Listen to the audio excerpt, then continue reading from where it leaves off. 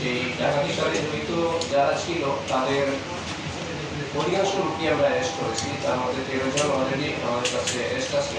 Plus ডাকাতির সঙ্গে যে সংশ্লিষ্ট মালামাল ছিল সেই মালামাল সহ আমরা উদ্ধার করতে পেরেছি। এই ডাকাতির সাথে জড়িত যারা ছিল তারা ছিল আমাদের বিভিন্ন জেলা থেকে আগত এবং তাদেরকে আমরা বিভিন্ন জেলা থেকে অ্যারেস্ট করেছি। এটি যে কতটুকু চ্যালেঞ্জিং অপারেশন, আমাদের বিভিন্ন জেলায় আমাদের ফোর্স মোতায়েন করতে হয়েছে। আমাদেরকে অভিযান পরিচালনা করার জন্য আমরা পুলিশ হেডকোয়ার্টারের স্পেশাল অ্যাসিস্ট্যান্স নিয়েছি এবং আমাদের জেলার ডিবি পুলিশ থেকে শুরু করে থানার সহযোগিতা সবাই মিলেই এবং আমার সার্বিক নির্দেশনায় এই জিনিসটা রিকভার করা সম্ভব হয়েছে।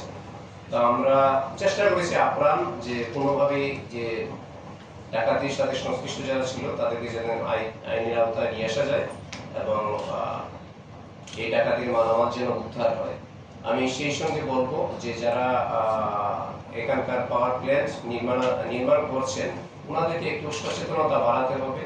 ওনারা যাদের সেখানে যারা পাহারাদার তাদের বয়স আপনারা যদি দেখবেন যে 60 ঊর্ধ্ব বা তাদের ওই রকম সিকিউরিটির যে একটা ধারণা সেই কনসেপ্টে অনেক সময় তাদের ল্যাপস আছে। তারা যেখানে সেই পাওয়ার গ্রিডের যে ব্যাটারিগুলো রেখেছিলেন আমার কাছে মনে হয়েছে, আমি নিজে ভিজিট করেছি, সেখানে উন্মুক্ত একটা রুমের মধ্যে বাইরে থেকেও সেগুলা সুস্পষ্টভাবে দেখা যায়। তো তাদেরও আমার মনে হয় এখানে একটু নিজস্ব সিকিউরিটি সেন্স থেকে তাদের একটু সচেতন হওয়া দরকার।